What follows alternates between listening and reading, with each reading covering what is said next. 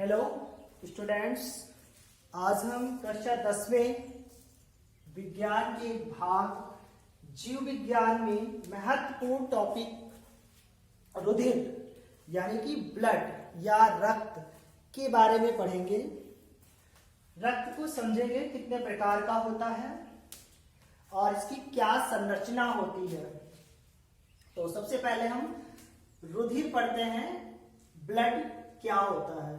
तो यहां पर लिखा गया है रुधिर एक तरल संयोजी ऊतक होता है। तरल से तात्पर्य बहने वाला, द्रव। संयोजी से क्या तात्पर्य है कि ये सबको बांध कर रखता है, यानी जो रुधिर है वो हमारे पूरे शरीर में कई सारे अंगों को बांध कर रखता है, इसलिए संयोजी। और ऊतक से तात्पर्य है कई सारी कोशिकाओं का समूह, क्योंकि कई सारी कोशिकाओं का समूह ऊतक निर्मित करता है। ऊतक से अंग बनते हैं, अंग से अंगतंत्र और उससे पूर्ण एक जीवधारी। इस प्रकार हम पढ़ते हैं। तो रुधिर एक तरल संयोजी ऊतक है। इसकी उत्पत्ति कहां से होती है? जब भ्रूण बनता है, यानी जब शिशु विकसित होने से उसकी जो पहली अवस्था यानी यौवनस के बाद भ्रूण का निर्माण शुरू होता है, तो ये भ्रूण के मेसोडर्म से। और वयस्कों में रुधिर कहां बनता है? जब वयस्कों में आ जाए तब आपको बताना है कि ये रुधिर अस्थि मज्जा में बनता है, यानी बोन मैरो में बनता है। रुधिर का निर्माण भ्रूण में इसकी यानी जब भ्रूण होता है तब इसकी उत्पत्ति भ्रूण के मेसोडर्म से होती है। और वयस्क में अस्थि मज्जा यानी बोन मैरो में होता है। और रुधिर एक क्षारीय पदार्थ होता है, क्योंकि रुधिर का पीएच मान 7.4 होता है, क्योंकि 7 उदासीन होता है किसी भी उसका पीएच मान, और 7 से अधिक क्षारीय, तो ये 7.4 होता है। इसलिए रुधिर का पीएच मान 7.4 होने के कारण ये एक क्षारीय द्रव होता है। अब हम पढ़ते हैं रुधिर के प्रकार। तो रुधिर को दो भागों में बांटा गया है। पहला है रुधिर प्लाज्मा और दूसरा है रुधिर कणिकाएं या ब्लड कार्पेल्स, यानी या इसको ब्लड कार्पेल्स, ये आपका CAR है, कार्पेल्स यानी। तो हम सबसे पहले रुधिर प्लाज्मा का अध्ययन करेंगे, क्योंकि रुधिर दो भागों से मिलकर बना है, प्लाज्मा और कणिकाएं, यानी रुधिर प्लाज्मा और दूसरा रुधिर कणिकाओं से मिलकर बना है। तो रुधिर प्लाज्मा क्या होता है इसके बारे में समझते हैं। रुधिर प्लाज्मा एक हल्के पीले रंग का, यानी हल्के पीले रंग का पारदर्शी का मतलब है दिखाई देने वाला, आर पार दिखाई देने वाला, हल्के पीले रंग का पारदर्शी द्रव होता है। और ये जो है रुधिर प्लाज्मा रुधिर का 55% भाग निर्मित करता है, जिसमें जो है 55% भाग रुधिर प्लाज्मा बनाता है। और रुधिर प्लाज्मा क्या होता है? प्लाज्मा में 90% यानी 90% जल और 10% कार्बनिक पदार्थ होते हैं। तो कार्बनिक पदार्थ क्या होते हैं 10% में? जैसे आपका प्रोटीन है, और कहते हैं लवण है या खनिज लवण है। कार्बनिक पदार्थ में प्रोटीन, खनिज लवण, वसा है या वसी पदार्थ है, सम्मिलित रहते हैं 10% में। और रुधिर प्लाज्मा में एक हिपैरिन पाया जाता है, या हिपैरिन पदार्थ कह सकते पाया जाता है, जो क्या करता है? रुधिर स्कंदन को रोकता है। स्कंदन यानी थक्का बनने से रोकता है। शरीर के अंदर जो रुधिर होता है, और रुधिर के जो एक रुधिर का एक भाग प्लाज्मा में एक पदार्थ हिपैरिन पाया जाता है, जो शरीर के अंदर हमारी जो धमनी और शिराएं होती हैं, यानी वेन्स जो होती हैं, उनके अंदर रुधिर का थक्का बनने से रोकता है, यानी रुधिर ब्लॉकेज को रोकता है, यानी इसे हम स्कंदन कहते हैं। तो ये इस प्रकार था रुधिर प्लाज्मा। अब रुधिर का दूसरा भाग रुधिर कणिकाओं पर आते हैं, यानी ब्लड कार्पेल्स। ब्लड कार्पेल्स को पढ़ते हैं, क्या होती हैं रुधिर कणिकाएं। कणिकाओं से तात्पर्य से समझ में आ रहा है छोटे छोटे कण या कणिका। तो रुधिर कणिकाओं को कितने 3 भागों में बांटा गया है। पहला है लाल रुधिर कणिकाएं जिन्हें आरबीसी यानी रेड ब्लड कार्पेल्स कहते हैं। दूसरा श्वेत रुधिर कणिकाएं WBC यानी व्हाइट ब्लड कार्पेल्स कहा जाता है। और तीसरा है रुधिर प्लेटलेट्स। तो रुधिर कणिकाओं को 3 भागों में बांटा गया है, लाल रुधिर कणिकाएं, श्वेत रुधिर कणिकाएं WBC, तीसरा रुधिर प्लेटलेट्स, जिसमें से सबसे पहले हम लाल रुधिर कणिकाओं के बारे में पढ़ेंगे। जो लाल रुधिर कणिकाएं हैं ये रुधिर में 55 लाख प्रति घन ml रक्त, यानी 1 ml जो है 1 प्रति घन ml यानी 1 ml में जो है 55 लाख प्रति घन लाल रुधिर कणिकाएं होती हैं। और लाल रुधिर कणिकाओं में केंद्रक नहीं पाया जाता है, यानी लाल रुधिर कणिकाएं जो हैं वो केंद्रक विहीन होती हैं। और इनका जो जीवन काल होता है, यानी कितने दिन तक जीवित रहती हैं लाल रुधिर कणिकाएं, 120 यानी 120 दिन तक लाल रुधिर कणिकाएं जीवित रहती हैं। इसी प्रकार हम दूसरी यानी रुधिर कणिकाओं का दूसरी कणिकाएं श्वेत रुधिर कणिकाएं जिन्हें WBC कहते हैं। WBC की संख्या जो है हमारे रुधिर में 6 से 10,000 प्रति घन ml रक्त में होती है, यानी प्रति घन ml रक्त होती है। श्वेत रुधिर कणिकाओं की संख्या 6 से 10,000 प्रति घन ml होती है। और श्वेत रुधिर कणिकाओं में केंद्रक प्रेजेंट होता है, यानी केंद्रक उपस्थित रहता है। और इनका जो जीवन काल है, इन श्वेत रुधिर कणिकाओं का जीवन काल जो है वो 2 से 4 दिन, ऐसा समझ सकते हो। श्वेत रुधिर कणिकाओं का जो जीवन काल है 2 से 4 दिन होता है। और श्वेत रुधिर कणिकाओं को 3 भागों में पहले श्वेत रुधिर कणिकाओं को 2 भागों में बांटा गया है, कणिकामय श्वेत रुधिराणु और कणिका रहित श्वेत रुधिराणु। तो सबसे पहले जो है हम इधर पढ़ लेते हैं रुधिर कणिकाओं का 3 प्रकार में से तीसरा प्रकार था रुधिर प्लेटलेट्स। इनको समझ लेते हैं पहले। तो रुधिर प्लेटलेट्स क्या है? ये जो है हमारे रक्त में 2 लाख से 5 लाख यानी 2 लाख से 5 लाख प्रति घन ml रक्त होता है।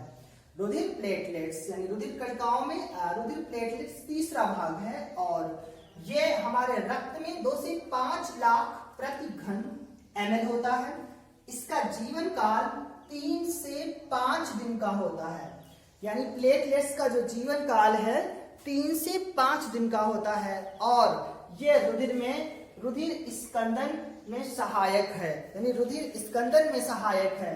प्लेटलेट्स यानी थक्का जमाने में सहायक है, अर्थात जब हमारे शरीर में किसी प्रकार से क्षतिग्रस्त हो जाता है शरीर, दुर्घटना या चोट लग जाती है, तो जो हमारा रक्त बहता है उसको रोकने के लिए ये स्कंदन में सहायक है, यानी थक्का जमाने में सहायक है, अर्थात रुधिर का थक्का जमा देता है रुधिर प्लेटलेट्स।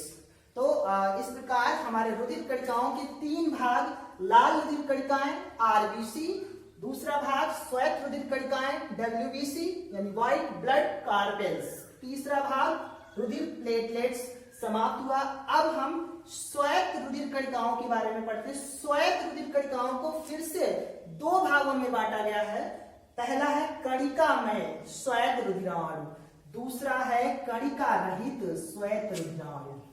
तो सबसे पहले कणिकामय श्वेत रुधिराणु के बारे में पढ़ते हैं। कणिका से समझ में ही आ रहा है कि इसमें कण होंगे, यानी कणिका रहित श्वेत रुधिराणु में क्या होता है कि इनके कोशा द्रव्य में, यानी कणिकामय श्वेत रुधिराणु में या रुधिराणु की कोशा द्रव्य में कणिकाएं पाई जाती हैं, यानी कणिकामय श्वेत रुधिराणु में के कोशा द्रव्य में कणिकाएं पाई जाती हैं। और कणिकामय श्वेत रुधिराणुओं का जो केंद्रक होता है वो 4 से 5 पिंडों में बटा होता है।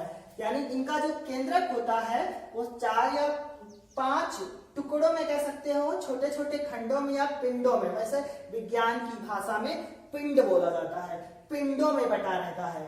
कणिका में स्वायत्त रुधिराणुओं का जो केंद्रक होता है वो 4 से 5 पिंडों में बटा होता है और इनके कोशाद्रव्य में छोटे छोटे कण पाए जाते हैं या छोटी छोटी कणिकाएं पाई जाती हैं।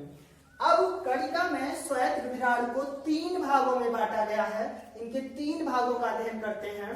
पहला है इओसिनोफिल्स, दूसरा है बेसोफिल्स या बेसोफिल्स, तीसरा है न्यूट्रोफिल्स। तो सबसे पहले हम इओसिनोफिल्स के बारे में पढ़ते हैं।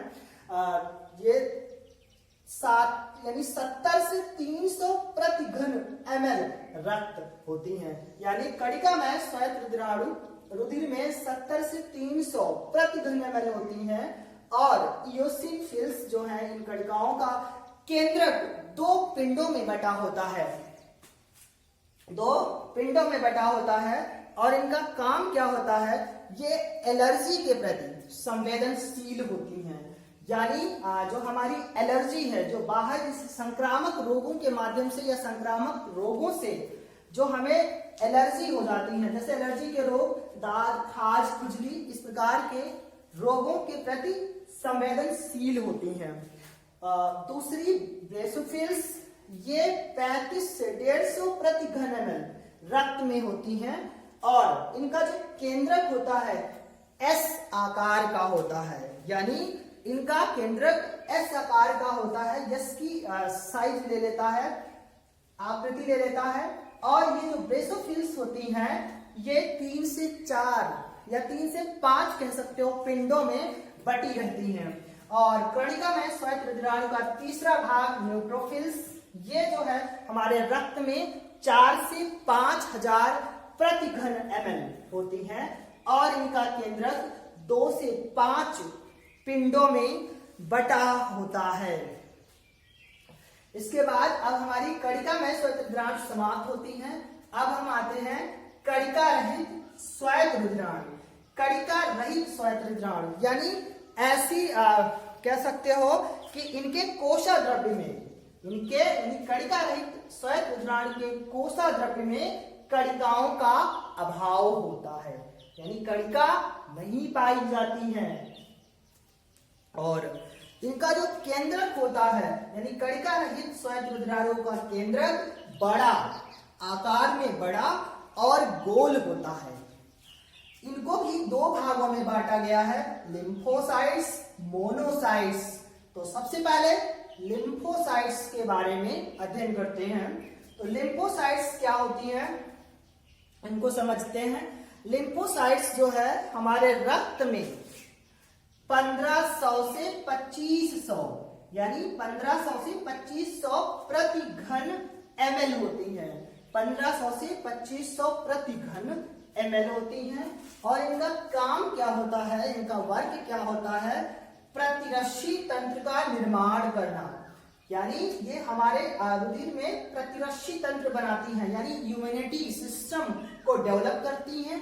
इम्यूनिटी सिस्टम या प्रतिरक्षी तंत्र क्या होता है, प्रतिरक्षी तंत्र से तात्पर्य है ऐसा तंत्र जो रोगों से लड़ने की क्षमता प्रदान करता है। यानी ये जो लिम्फोसाइट्स होती हैं ये हमारे शरीर को रोगों से बचाने में मदद करती हैं, अर्थात रोगाणुओं से लड़ती हैं।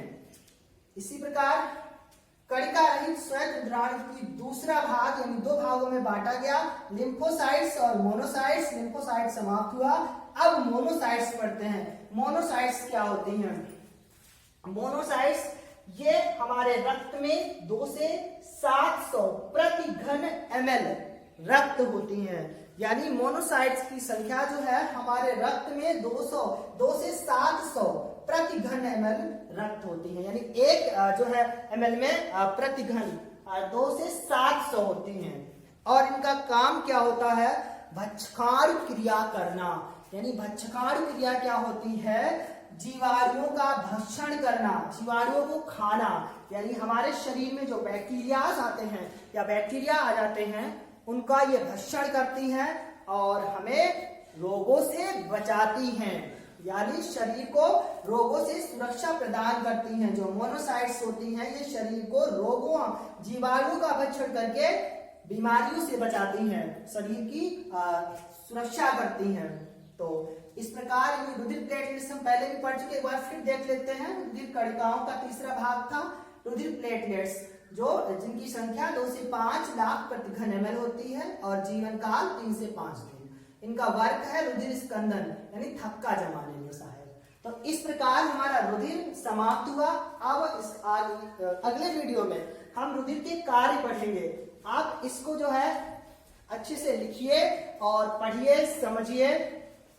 इसी के साथ आज हमारा रुधिर का टॉपिक समाप्त हुआ।